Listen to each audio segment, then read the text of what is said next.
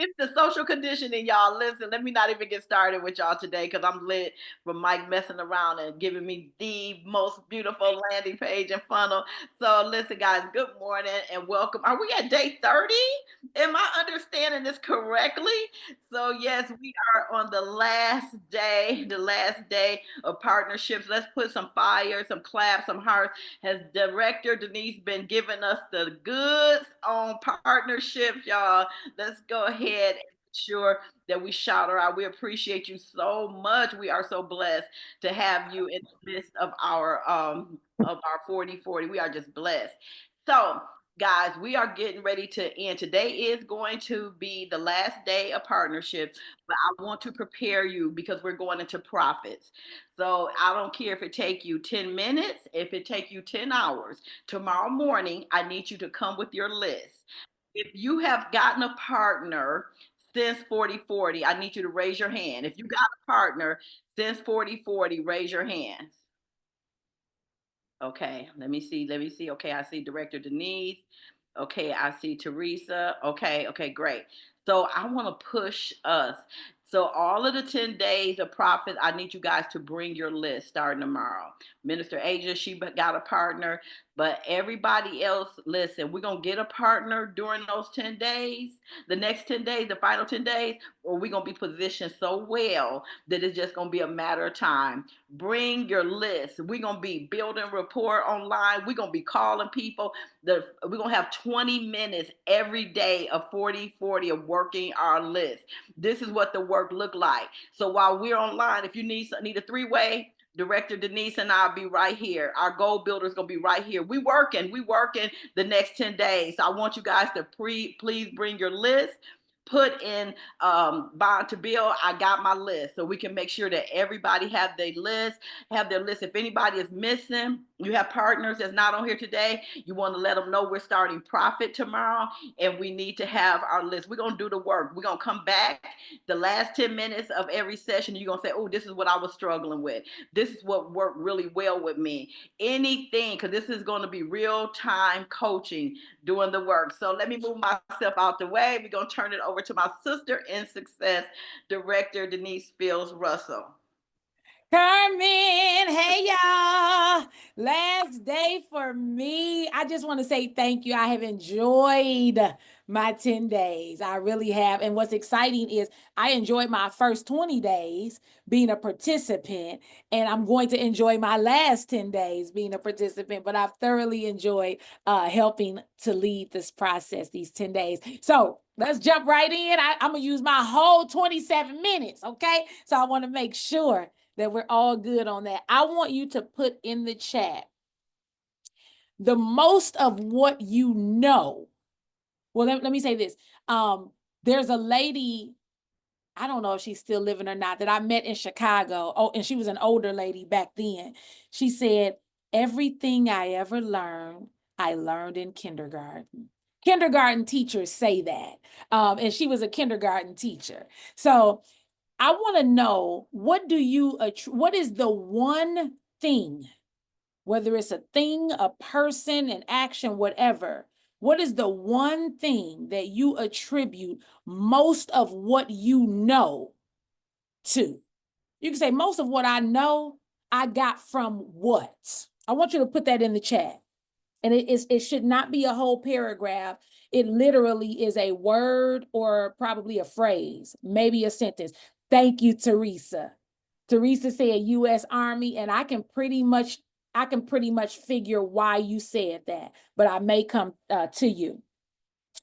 Deniece Hutton says elementary school. Carmen said my father. That is consistent, Carmen, because you always say that about your dad. Wani said HR management.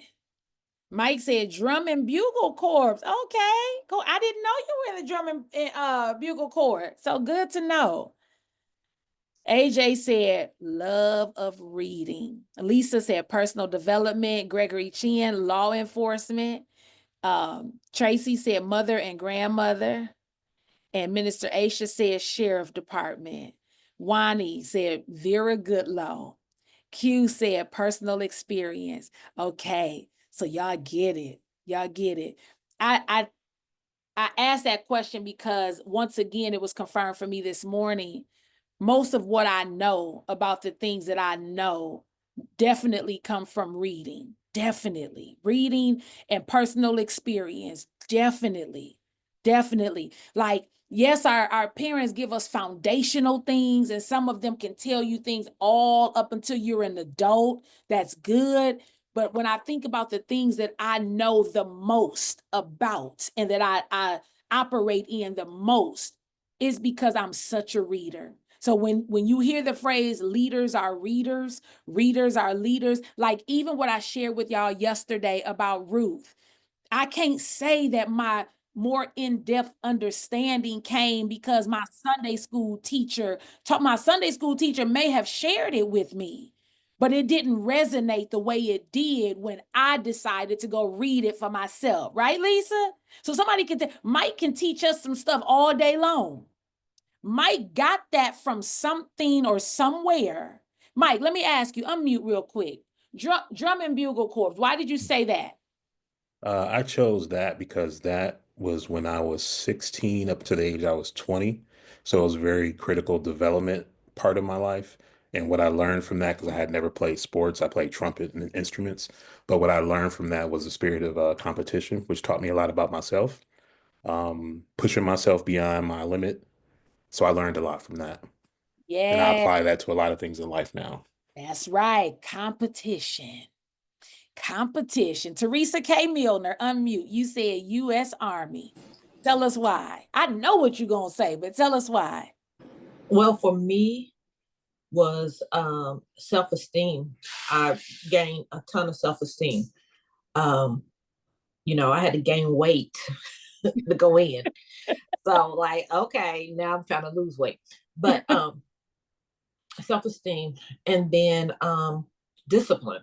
Like That's what I thought you were going to say. discipline. I mean, self-esteem first, because that's rooted. I had to pull that needed to be pulled out of me. It needed to blossom. But discipline, I'm third generation. I gave birth to the fourth generation military. So the discipline was there, but it molded me more. I never understood why my father did what he did until I put on those boots. And me and my father served together during Desert Storm. So Listen to me. Listen. You say, I'm sorry, Teresa. Did I cut you off? Go ahead. Okay. Y'all? I want you to pay attention to how she's and y'all remember I'm such a word person. I listen to what the choice of words people use. She didn't say I never understood what my dad did until I put on those boots. She could have said, until I enlisted, until I was in the military. She said, put on those boots. That gives you a different visual. That's why your words matter, what you say and how you say it. If you want people to really get what you're saying, you got to give them that picture. And that's what you just did. But I knew you were going to say discipline, Teresa. I don't even know you that good. I don't know you that well. But what I do know is that you do see you've demonstrated to be to me a pretty disciplined person. Even this group, you're not connected financially to anyone in this group, but you knew you wanted to be a part of this, and you disciplined yourself enough to say whatever I got to do to get on there, I'm gonna get on there. One more, Brenda Avant. Good morning. I apologize for being late. I had to get my queens off to school. Good morning. But Well, before you answer, Ms. Brenda, I want to make sure you did get the question. It was, what do you attribute most of what you know to? What one thing, one thing, person, phrase, whatever, would you attribute most of what you know to? military service. Okay. Now go and expound. Teresa put the nail on the head. I joined at the age of 17 specifically to get away from my mother and to go to college. When I went in as a reservist, I didn't know that I had to be regular Army in order to get the GI Bill. So I went right back to reserve to basic training for a second time, having already qualified.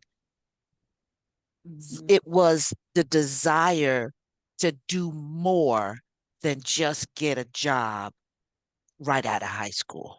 I wanted to go to school. Awesome. Thank you, Miss Brenda. She reminds me of when General Orlando Moore said, people said, oh, thank you so much for, the willingness and the desire to want to go and help your country. He said, oh, I'm going to get out of Century, Florida. So your why does shift, right? He said, I was trying to get out of my mama's house, get out of that little town of Century, Florida. But look at what it's done for him. Some of you know I went to Tuskegee University, right? Famous Tuskegee Airmen, blah, blah, blah. Not blah, blah, blah, like dismissive. I'm just saying Tuskegee is known for so much. But I messed around and enlisted, and I don't know if it's enrolled. This is how disconnected I was. I got in the Air Force ROTC while I was there because I heard that would help knock out some of what I owed, Deniece. And I had to take the physical test. I ran track for Tuskegee, so I knew I was going to pass that. I had no problem with the PT. What I had a problem with, Teresa and Miss Brenda, was the discipline. Late, running up there trying to sneak in the back so they don't see that I'm late, running across campus. Had long hair at the time, forgot to pin my hair up. And then I think I had colored nail polish on or something. I'm trying to hold my hands down. I said, this ain't working for me. I feel like a robot. I feel like I'm such a fish out of water. I'm like, exactly, Minister. I said, I ain't say no way. I said, this ain't gonna work. That wasn't a good partnership for me, y'all. Okay. That's why you have, in closing our day today, I'm going to leave you with some things that we talked about earlier during these 10 days about knowing who you are and what you bring to the table. Knowing where your weaknesses really lie. Everybody want to talk about strengths, but even in an interview, you can ask someone, tell me about yourself. Give me some of your strengths and some of your weaknesses. People want to be so impressive in an interview and give you all of their strengths, right, Tracy? But they won't tell you their weaknesses. Real people, you might get hired quicker if you're just honest. I mess around knowing I'm late to everything. Like that Facebook post says, I'm late to everything but the airport. And it's so true because I'm getting on that plane, right? But if you're sitting in an interview, I turn it around this way. Let's say Carmen is interviewing me. Well, Deniece, tell me some of your weaknesses. Being punctual. So I really look forward, if I'm chosen, I really, really want some coaching on, kind of enhancing everything else that I can bring to the table. And I would hope that you could really personally coach me on being punctual. Somebody might say, now who would tell the interviewer that? But because she did, I like her. I'm a go ahead. Look at AJ. She's the same thing. She got hired in accounting after telling the interviewer that she was bad at math, but got hired because sometimes your character, people fall in love with that more than any other impressive statements that you want to give to them. Now, I want you all to think about something. I'm going to read something to you and I want you to envision. Wait, before I do that, I'm going too fast. Next thing I want you to put in the chat. What is the best compliment you've ever been rendered? What is the best compliment? I'm not asking about business. I'm not asking as an adult, whenever. What is the best compliment that comes to your mind right off the top that someone said to you about you that just made you say, wow, wow? Take some time and just put that in the chat. Tracy said that I'm meek. Dr. Joy, you remind me of your mom. Minister Aisha, that you have the heart of God. I'm waiting on y'all to keep putting some more in there. Wani's was, I love how tall you are. Q, I'm a great friend. Miss Vera, that I'm so caring. Mike DeMond, I keep hearing I'm already a millionaire. Adrian Fudge, you sitting on $1 million opportunity. Teresa, I'm a people person. Lisa, you raised your daughter well. DeAndrea, you have a beautiful smile. Carmen said from her children that she makes each of them feel like they are my favorite one. That's a huge compliment, Carmen. Don't Carmen seem like a fun mama? But also but not like fun friend, like fun, like we're gonna have a good time. But also, I said, I feel like your children will appreciate you the older they get. Like, dang, mama was really trying to set us up like to be in a great position, right? But she also gonna be bold enough to say, I'm gonna take you off my Planet Pledge because you ain't doing nothing. Well, I'm gonna give it to somebody who wants it, right? And she still got the mama hands. Gregory Chan said, you're a good listener. And Deniece said that she's a blessing to all she meets, blessing to others with commitment to friends and family. So I want y'all to just think about how good that felt. Now, I want you to look at me while I read this and imagine somebody saying this to you. Okay. I don't want you to look at anybody else, even Deniece, baby looking. That's right, baby. Stay right there. Denece's little daughter, stay right there so you can listen. Okay. Imagine if somebody said these words to you. You have been a beacon of lights in the world of business. Every decision you make is filtered through your high standards. Every person you lead is treated with dignity and respect. Every victory you achieve is always a win-win. Your standards are high and your integrity is even higher. You have always brought people together in a world that divides. I am glad to call you my partner. Isn't that nice? Just imagine if somebody said that to you. That means they felt that way about you before they said it. That's how they were feeling.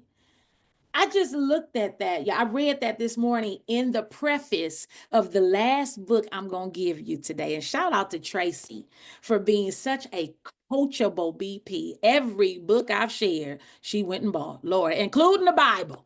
Including the leadership Bible. She got it. She ordered it. Coach, is this it? Is this it? Yep, that's it. That's it. Because leaders are readers. And when I read this was the dedication that was written, this book in particular, John Maxwell wrote and dedicated this one to Mo Anderson, farm girl, teacher, CEO, Oklahoma Hall of Fame member, and real estate legend. That's how he felt about Mo Anderson. Okay. So I thought about that and I said, now, if this book was dedicated to that person, they got to be feeling good. Now, what is one thing you all remember me sharing in these 10 days that I said I love most about John Maxwell's books? There was something very unique. His Christian leader. Yeah. Well, him as a Christian leader, that's about him. But what did I say about his books? You said you love the colors. Yeah. Always pretty. Always pretty. And y'all, I have friends and former colleagues who used to roll their eyes every time I said I'm an English major because they hated when I corrected them. Okay, Russell, we know. I said, if you know, then why don't you say it right? We work in a school. You want to get up in front of the kids saying you saying it wrong. It's not library, it's library. We're in a school. I need you to say it right. And so when I looked at this book and I studied, it's in English majors. It is a part of what we had to do. You study, you do like a book study before you even open it. And sometimes the cover will tell you everything you need to know about the book. And this one, I ain't gonna release. Well, yes, I am. I'm gonna tell y'all what it is. It's his latest book. Anybody know what the name of it is? His latest? I ain't gonna ask you too long because you're gonna go and try to Google it. It's called High Road Leadership. High Road. High Road Leadership. What is that? Quickly, quick statement. What is that? What is high road? What is the high road? Just think about it. The English major we can do a whole lesson just on that title right there. What is the high Michelle road? Obama said, when they go low, we go high.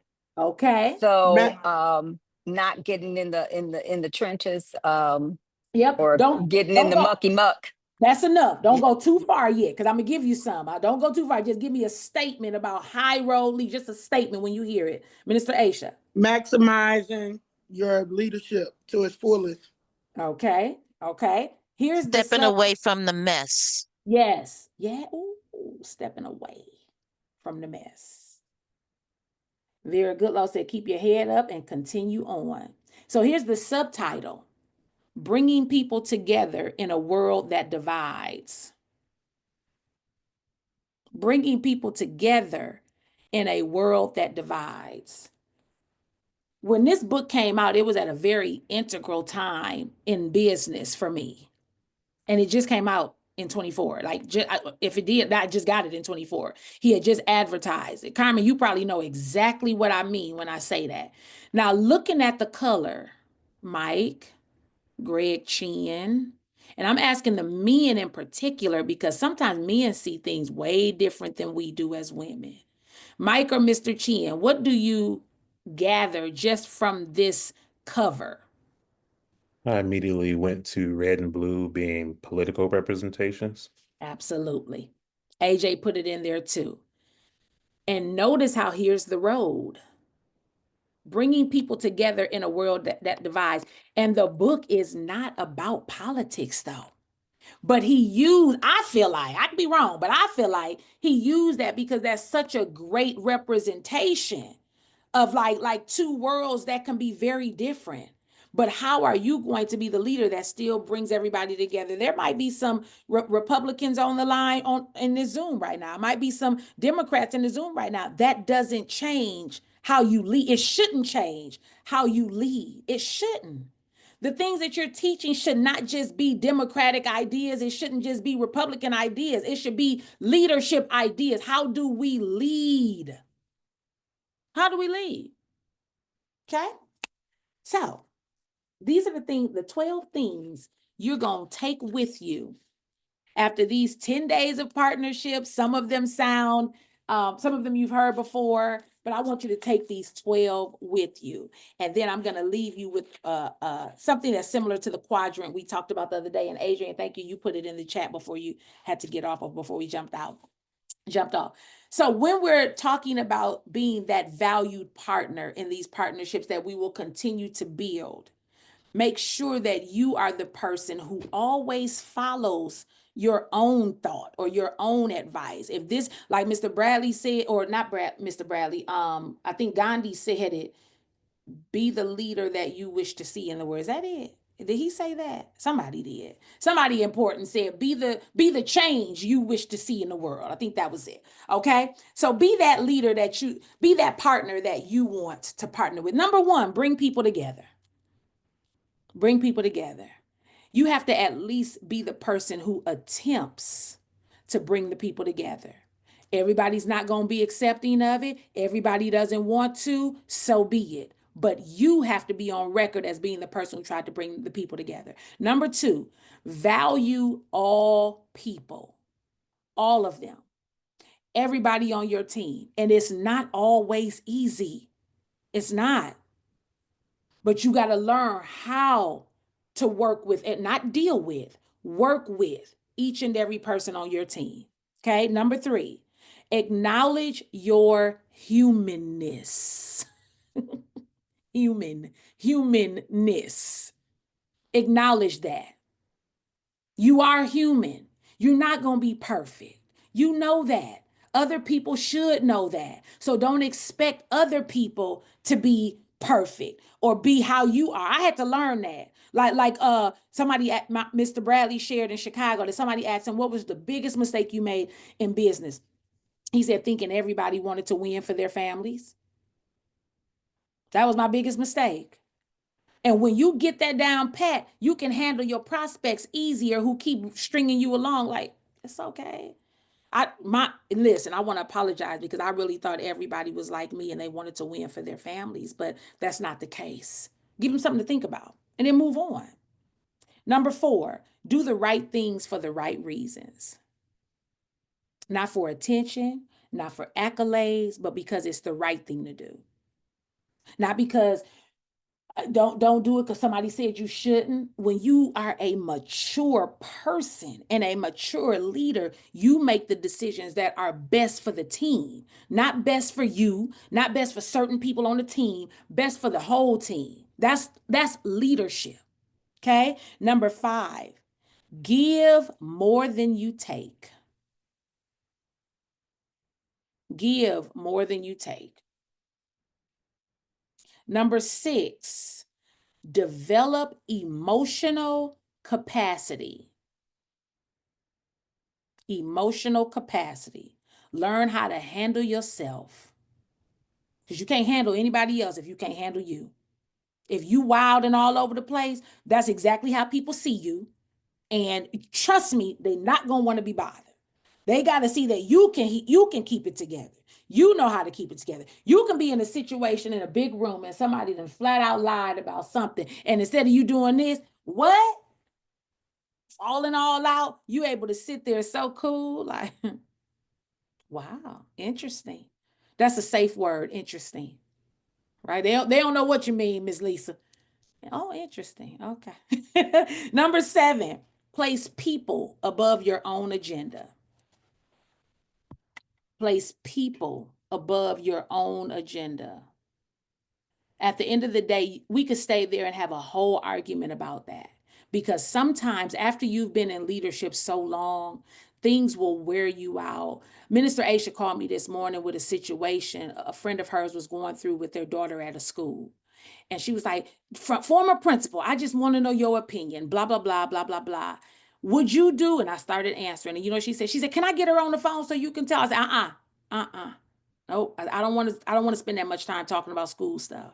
That's not what I do no more. I don't. But then she kept telling me, and then I instantly I got convicted, Mike. I said, no, get her on the phone. I said, because I know what it's like being a parent in a situation who needs some sound advice on how to approach something. I said, get her on the phone. I gave her 5 minutes. She was receptive of it. That was it. That was it. And so in that case, I had to put her above my own feelings, Trace. I don't want to talk about school stuff, but she needed somebody to give her advice on school stuff in that moment. Okay. Number 8, embrace authenticity. Embrace it. Again, recognizing that people should be able to be their authentic selves. Everybody does not see the same way you see it. Everybody is not going to go about certain things the same way, and that's okay. I have a part, she's not on here today, but I have a partner who needs to be transformed into a young professional. And she's staying close to me trying to get that. I still have to embrace her authenticity. She is who she is, but it's my job as her coach to not judge, not assume, not do this and that, but actually like let her know where she's right, let her know where she needs some work, and then watch her develop into that young professional that we need her to grow into. Number 9, take accountability for your actions.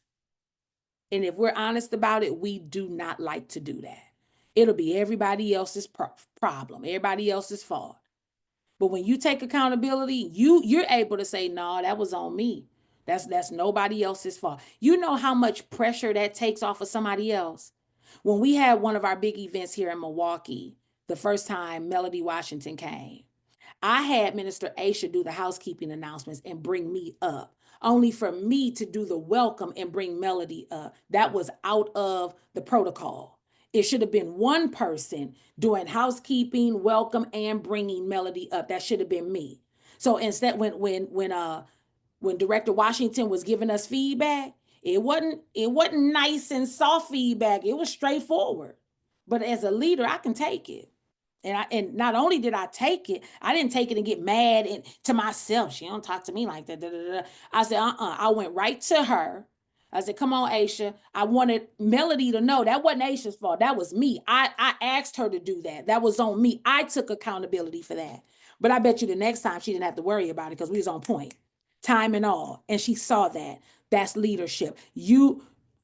Okay, well, I was going to her. Thank you, minister. Thank you. I was going to her. You didn't take me. You might have saw me on the way there. You didn't take me to her.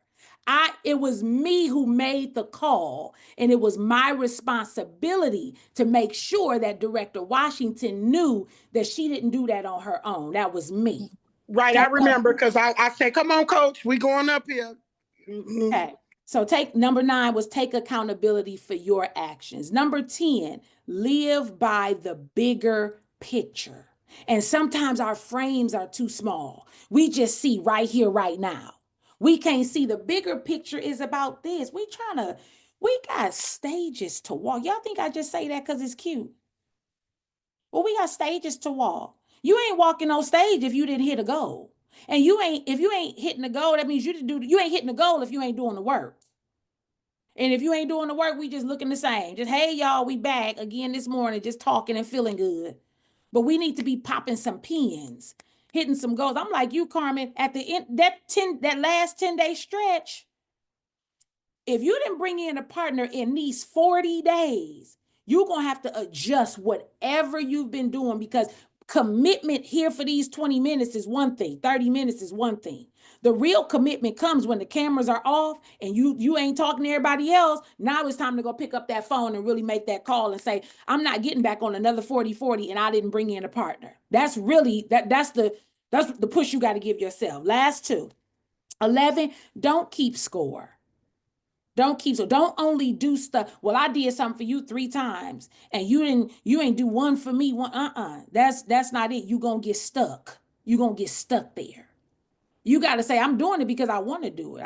If you never do it for me, it might be because you can't, but I'm going to keep doing it for you because I can. And you want them to see that. It's not about, somebody needed some money the other day and I said, do you need me to do blah, blah, blah? And they said, yeah, but I don't know when I can pay you back. I said, I didn't ask you to pay. I didn't ask you for that. I'm asking, do you need to get from A to B? Okay. And then lastly, number 12, desire the best for others. That should be your desire. You want everybody to be good. You want everybody to be better than they were, because that's when they remember who you were to them as a coach, when you can make them better. Okay. The quadrant I wanted to give you all, it's not really in a quadrant form, but I want you to think about something. Skills and values, they have to work together. Your skills and your values have to work together. Somebody put number 10 in the chat for DeAndrea. They have to work together, because this is what happens if not. And somebody can type this too in case somebody wants to take a picture. Poor skills and poor values. Let me say it like this. When you have poor skills plus poor values, leaders drag down their people. Leaders drag down their people when they have poor skills and poor values. Okay? Thank you, Wani.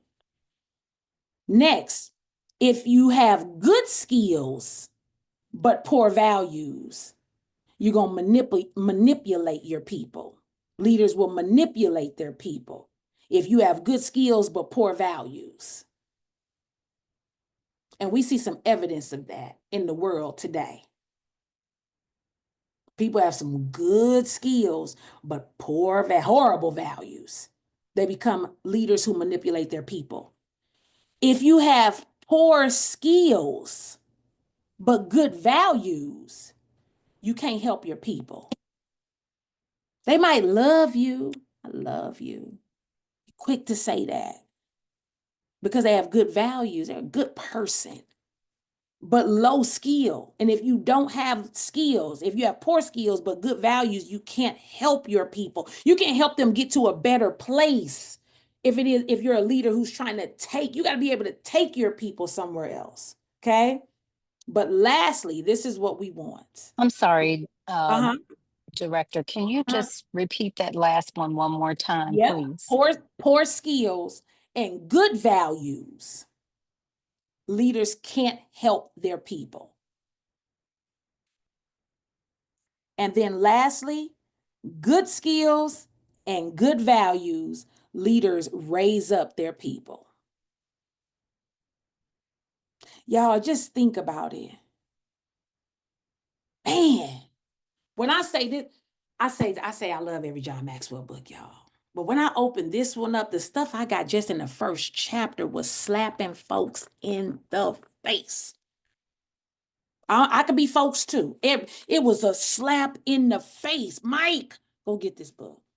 Go get it today. Everybody, go get this book today. You will understand. Oh, Carmen, we talked about it. But good, I got to go back to that good skills, but poor values, you going to manipulate your people.